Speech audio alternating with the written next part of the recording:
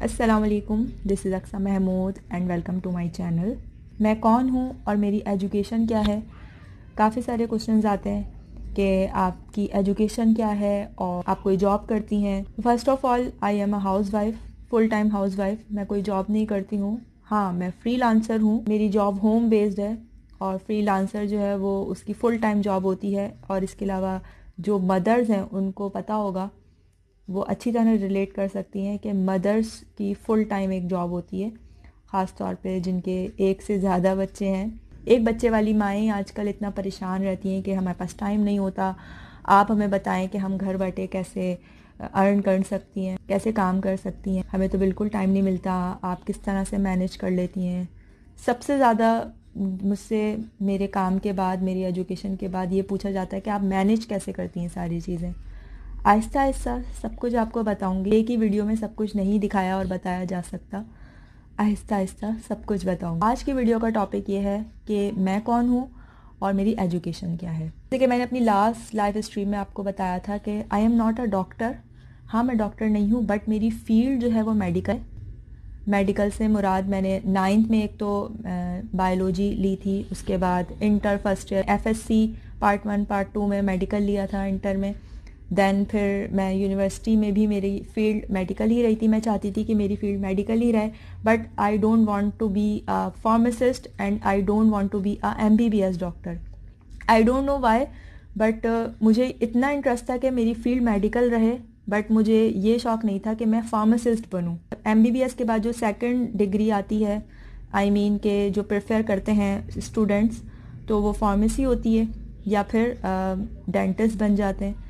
तो dentist I think third पे आता है मेरे ख्याल में। मुझे ऐसा लगता है कि प्रेफर सबसे ज़्यादा एमबीबीएस को करते हैं स्टूडेंट्स जो मेडिकल में होते हैं, कि पहले हम एमबीबीएस में चले जाएं, अगर वो नहीं होता तो हम फार्मासिस्ट बन जाएं, अगर हम फार्मासिस्ट में भी हमारा नहीं हो पाता है मेरिट पे, देन फिर हम डेंटिस्ट बन जाएं। तो मुझे इन तीनों में से कुछ भी नहीं बनना था।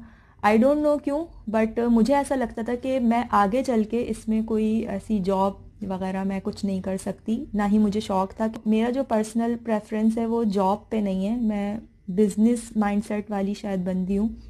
दैट्स वाई मैं बस चाहती थी कि मेरी जो फैकल्टी है वो साइंस प्री मेडिकल ही रहे, मतलब मेडिकल से रिलेटेड ही रहे, साइंस से बाहर नहीं जाऊँ, कॉमर्स या दूसरी जगह पे नहीं जाऊँ। आई डोंट नो, एक अलग सा माइंडसेट बनाया हुआ था। कुछ इसमें टीचर्स का भी इन्वॉल्वमेंट थी, कुछ जो घर में सबके क्या करना है आगे सबने जो बताया, तो उस वक्त इतना कोई हमें एजुकेट करने वाला नहीं था कि हम अपना कैरियर कैसे चूज़ करें, लड़कियों को क्या कैरियर चूज़ करना चाहिए। यू नो, अगर आपको नहीं पता, आई एम पैरासाइटोलॉजिस्ट। बट पैरासाइटोलॉजिस्ट बनने के बाद भी शादी से पहले मैंने पेपर्स वगैरह, फाइनल एग्ज़ाम सब दे दिए थे। उसके बाद मेरी शादी हुई थी और उसके बाद शादी के बाद ज़ाहिर है मसरूफ़ियात बढ़ जाती हैं, बच्चों की मसरूफ़ियात बढ़ गई थी। फर्स्ट बेबी होने से पहले मैंने और मेरे हबी ने बहुत कोशिश की और बहुत चक्कर लगाए यूनिवर्सिटी के कि किसी तरह से डिग्री का काम मेरा हो जाए, जो कि अधूरा रह गया था। और मेरी फ़र्स्ट बेबी हो गई थी। फर्स्ट बेबी में ही शायद मेरा 7 मंथ था जब मेरी बेबी होने वाली थी, तो कॉन्वोकेशन हुई थी, वो मैं अटेंड नहीं कर पाई थी, तो वो रह गया था। इस चक्कर में फिर मेरी डिग्री रह गई थी, फिर बेबी हो गई, उसके बाद उसमें मसरूफ़ हो गए। उसके बाद जब दोबारा डिग्री का ख्याल आया कि निकलवाना है, तो सेकंड बेबी आ गई। उसके बाद जी थर्ड एंड फोर्थ, उसके बाद अब तक फोर्थ यानी हरीम के होने के बाद मैंने बोला था कि अब जो है हमें फाइनली अपनी डिग्री निकलवाने जाना है। मैंने सारे पेपर्स वगैरह सब रेडी कर लिए कि जितना क्लियरेंस का काम हुआ था, वो होना था, वो करवा लेंगे, बाकी आगे का जो भी प्रोसीजर है। बट उसके बाद जी ये कोरोना वायरस आ गया और इस चक्कर में वो दोबारा से सारे पेपर्स थे जो मैंने सब निकाल के रखे थे कि आगे हमें डिग्री के प्रोसीजर में यूज़ होंगे, काम आएंगे, तो वो सब वापस से पैक करके रख दिए। मैं आपको दिखाती हूँ, ये देखिए जी, उल्टा नज़र आएगा शायद इसमें। तो ये मेरे पेपर्स हैं, मुझे याद भी नहीं है मैंने इसमें क्या क्या रखा था, मैं आपको दिखा देती हूँ। इसमें जी मेरी कुछ मार्कशीट्स हैं, ये क्या था, एप्लीकेशन फॉर मार्कशीट परफॉर्मा, ये सब कुछ मैंने फिल करके रखा हुआ था। उसके बाद ये आई डोंट नो इसमें और क्या क्या था।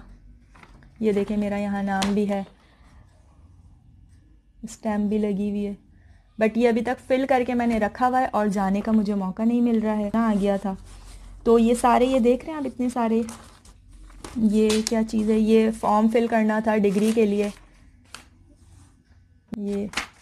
ये है जी, और ये मेरी पिक्चर है, ये जी मेरी पिक्चर है, ठीक है। तो ये सब फिल करके रखा हुआ है, बट अभी तक हम जा नहीं पा रहे हैं, मसरूफियात इतनी हो गई है। फिर ये पूरा साल कोरोना में निकल गया, तो इस साल भी मेरी डिग्री रह गई।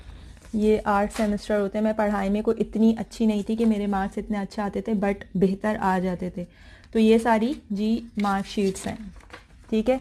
तो ये मार्कशीट सबमिट होती हैं, उसके बाद देन डिग्री का प्रोसीजर स्टार्ट होता है। ये मार्कशीट सबमिट करानी होती हैं। तो अभी तक मेरे हाथ में मेरी जो मैंने 4 साल मैंने पढ़े हैं, लगाए हैं, मेहनत की है, खून पसीना लगाया है, अभी तक वो डिग्री मेरे हाथ में नहीं है। और आई डोंट थिंक सो कि डिग्री इतना मैटर करती है आज के ज़माने में जितना स्किल्स मैटर करती हैं। मेरे ख्याल में डिग्रीज के पीछे बंदे, मैंने बहुत डिग्री के पीछे मैं भागी थी, नंबर्स के पीछे मैं बहुत भागती थी कि किसी तरह नंबर अच्छे आ जाएं, बट फिर भी नहीं आते थे। तो अब मुझे रियलाइज़ होता है कि अगर मेरी डिग्री आज तक मेरे काम नहीं आई, जो कुछ मैंने आगे अभी तक किया है, रिसर्च की है, उसमें मेरे थोड़ा बहुत जो मैंने खुद से पढ़ा था, मतलब सीखा था, ऑब्वियसली वो तो काम आया है। लेकिन डिग्री मेरे, मतलब आप खुद सोच सकते हैं, डिग्री मेरे अभी तक अपने हाथ में ही नहीं है, ना मैंने निकलवाई, ना ही मुझे ज़रूरत पड़ी, और ना ही मैं कहीं जॉब करना चाहती थी। आई थिंक सो कि अगर मैं कहीं जॉब करती तो शायद मुझे डिग्री चाहिए होती, बट ना ही मुझे जॉब करनी थी और ना ही मुझे डिग्री की ज़रूरत पड़ी। सो हाँ, मैं पैरासाइटोलॉजिस्ट हूँ, और जो कि मेडिकल फील्ड में ही आता है। तो ऐसा कह सकती हूँ कि I am not a doctor, but parasitologist हूँ मैं, बस सिंपल। पैरासाइटोलॉजी में ये होता है कि पैरासाइट्स होते हैं, सिंपल वे में मैं आपको समझाऊँ कि जो जर्म्स होते हैं, चाहे वो हमारे बॉडी के अंदर हों या हमारी बॉडी के ऊपर हों या एनवायरनमेंट पे हों, कहीं पर भी हों, वो उनकी स्टडी हम करते हैं बहुत ही ज़्यादा डीप में जाके। 4th ईयर हमारा यही है कि हम पूरा पैरासाइट्स उसमें पढ़ रहे होते हैं। 1 मिनट में माइक सही कर लूँ ज़रा, ये इतना सारा ये पूरा संभालना पड़ता है। क्या बता रही थी कि हम जो है पैरासाइट्स पढ़ते हैं कि वो पैरासाइट्स किस टाइप के होते हैं, कौन कौन सी बीमारियां उनसे हो सकती हैं और उनसे कैसे बचा जाता है, और अगर बीमारी हो जाए तो उसकी ट्रीटमेंट वगैरह कैसे करते हैं, ये सब पैरासाइटोलॉजी में पढ़ा जाता है। उसके साथ साथ हमने दूसरे कोर्सेज भी किए थे, जैसे कि हेमेटोलॉजी, जिसमें हम ब्लड से रिलेटेड सारी चीज़ें पढ़ते हैं। इसके अलावा मुझे याद नहीं आता, इसके अलावा हमने क्या क्या पढ़ा था मुझे तो याद भी नहीं है सच में। फिजियोलॉजी हमने पढ़ा था। फिजियोलॉजी में हमारे जो बॉडी के फंक्शंस होते हैं, किस तरह से हमारे, फॉर एग्जांपल ब्रेन किस तरह से काम करता है, कोई डिजीज़ आ जाए तो उसमें किस तरह से वो परफॉर्म करता है, क्या क्योर होता है उसका, क्या ट्रीटमेंट होती है। इसके अलावा लंग्स हैं, डिफरेंट ऑर्गन्स हमारी बॉडी के, वो किस तरह से परफॉर्म करते हैं, उनका क्या फंक्शन है।